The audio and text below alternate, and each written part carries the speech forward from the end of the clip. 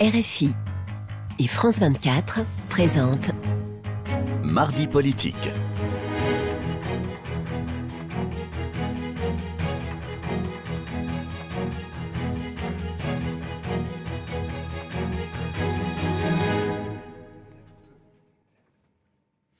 C'est l'heure de Mardi politique sur France 24 et RFI. Bonsoir Frédéric Rivière. Bonsoir Roselyne, bonsoir à tous. Et ensemble, nous recevons David Cormand. Vous êtes député européen, Europe Écologie Les Verts. Bonsoir à vous et bonsoir. Merci d'être venu avec vos nouvelles lunettes sur ce plateau.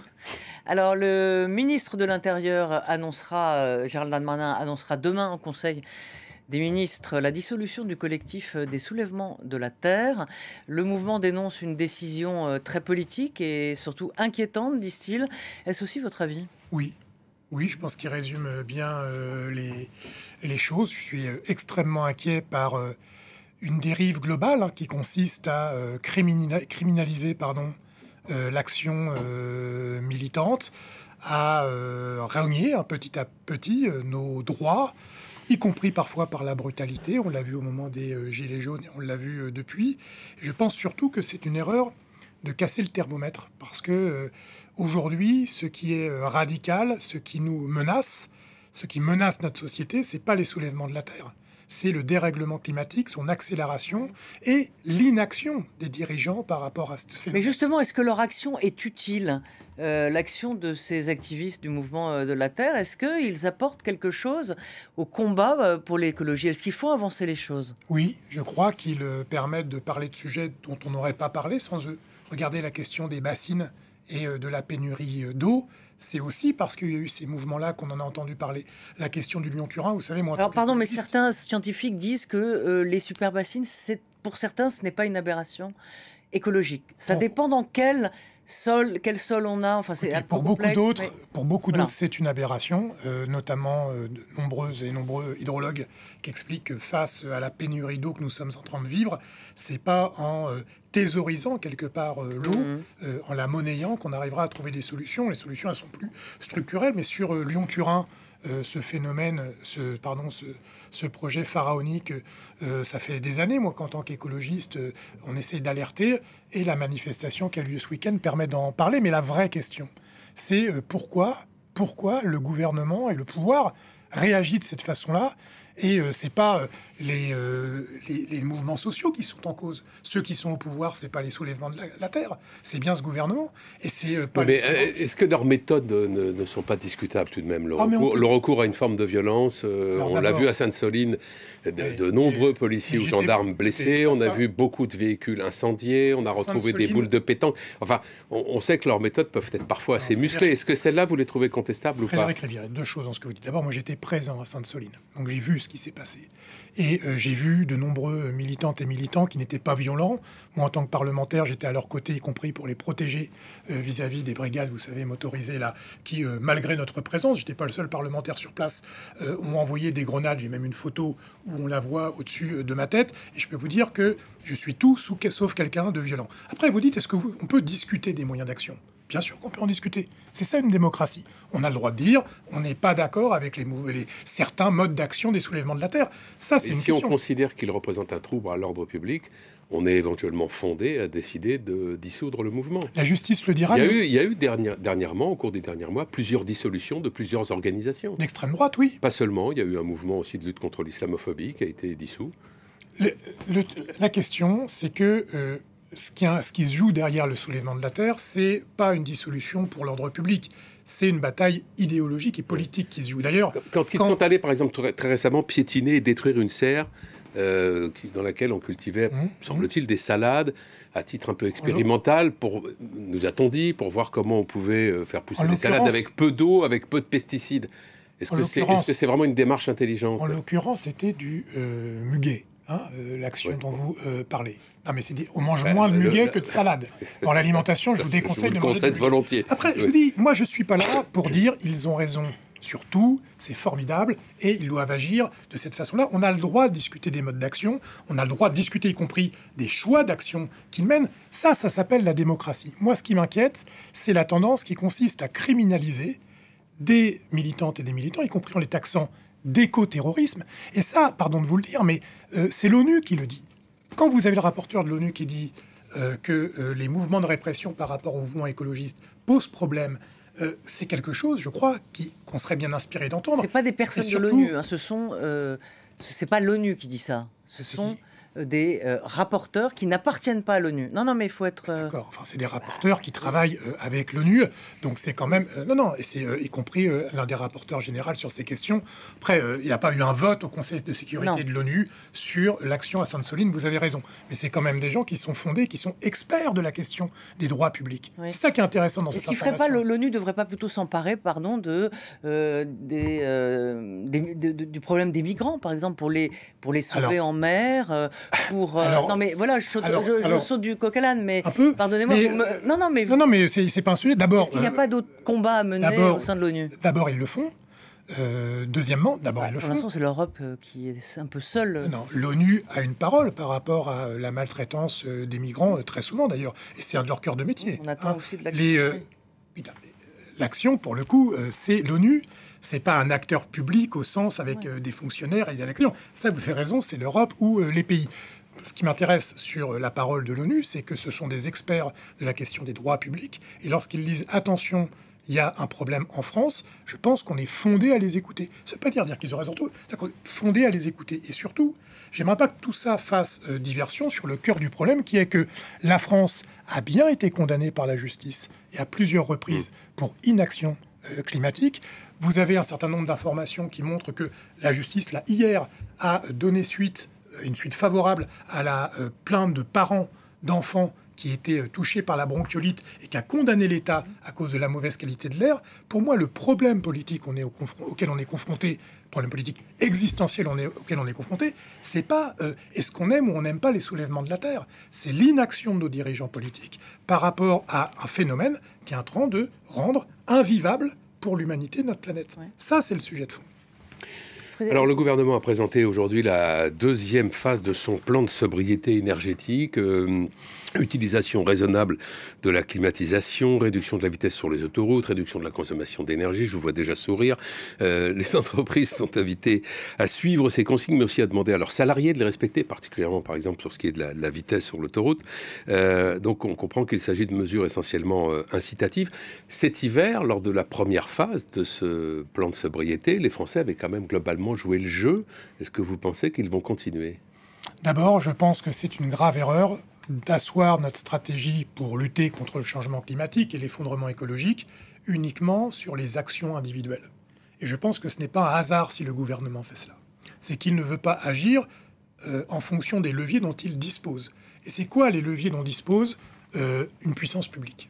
C'est la fiscalité, l'investissement et la réglementation.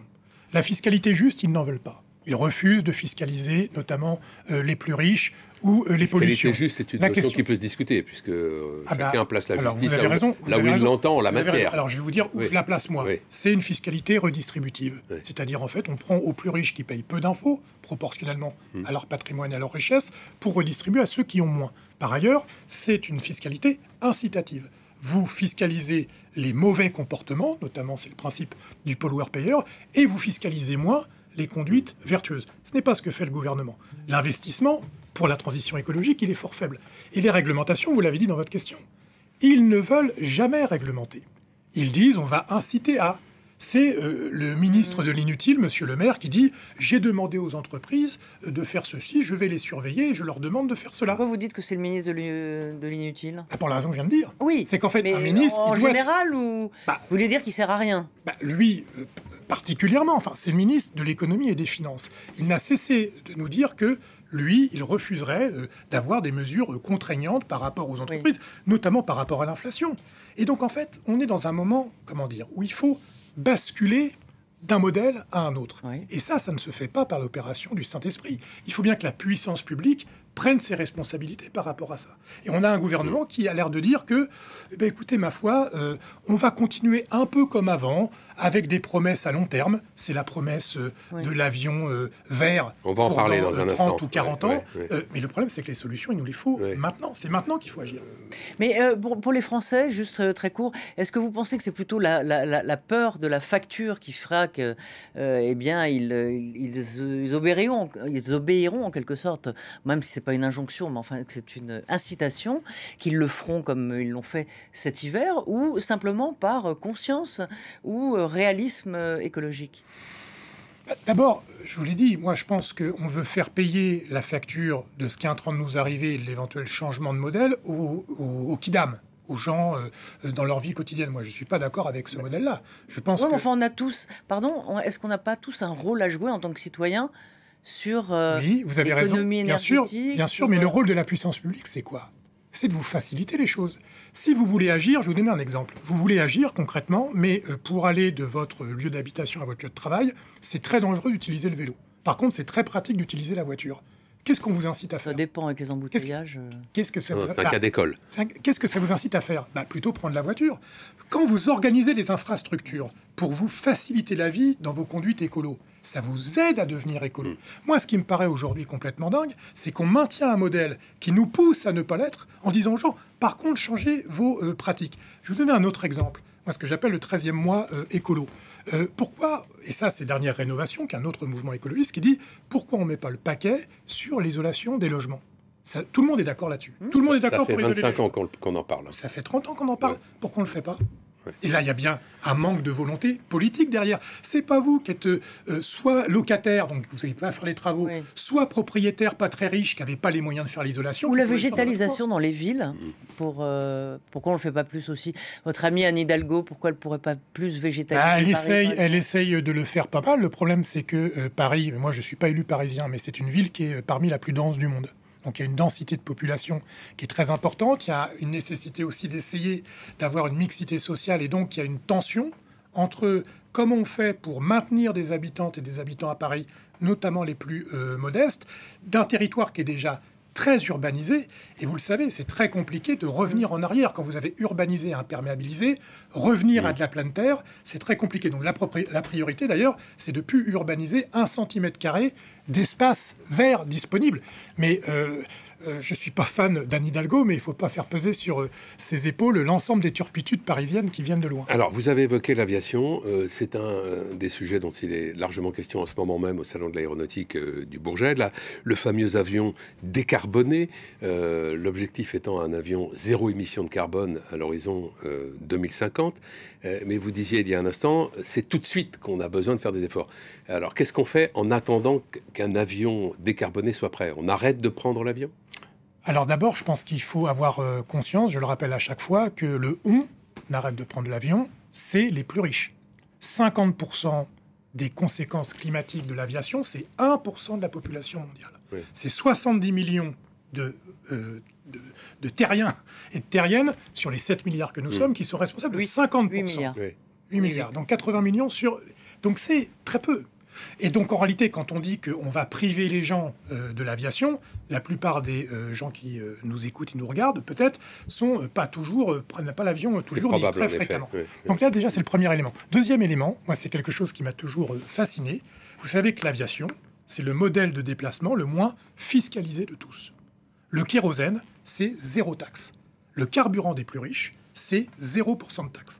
Quand vous êtes obligé, je reprends l'exemple de la bagnole, quand vous êtes obligé de faire le plein de diesel, parce que vous êtes obligé d'aller au boulot avec. Vous n'avez pas le choix. Il n'y a pas de transport en commun. On vous oblige à le faire. Vous êtes taxé. Quand vous prenez l'avion pour aller en week-end à Barcelone, c'est gratos pour la taxe kérosène.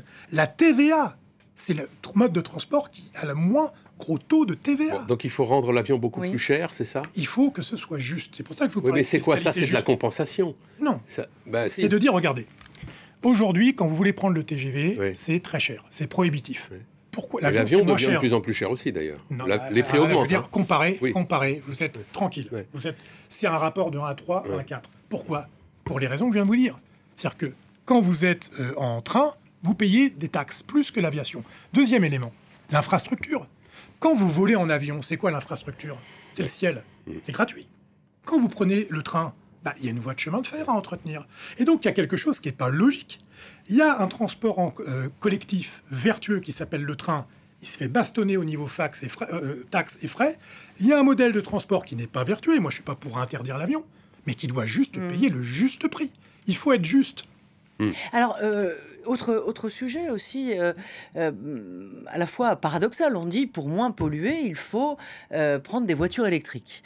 Et là, la Cour des comptes de l'Union européenne souligne l'extrême dépendance de l'Union européenne sur les matières premières, indispensables donc à la fabrication de batteries, le nickel, le cobalt, le lithium, le manganèse, le graphite naturel. Et donc l'Union européenne est dépendante à 78% des importations en provenance d'un petit nombre de pays. Est-ce que cela est tenable? Et est-ce que là, il n'y a pas non plus un paradoxe? Est-ce qu'on ne se donne pas bonne conscience en disant « faut rouler en électrique, mais on va piller les ressources naturelles » Vous avez complètement raison.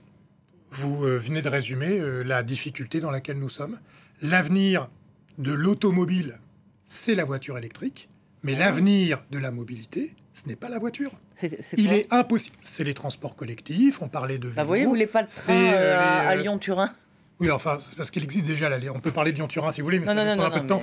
Mais elle existe déjà, la liaison Lyon-Turin. C'est des réouvertures de lignes dont nous avons besoin. C'est plus de transports collectifs, de lignes qui ont été supprimées ou qu'on nous devons construire dont nous avons besoin. Les transports collectifs en zone rurale, vous savez très bien qu'il n'y aura jamais un maillage suffisant.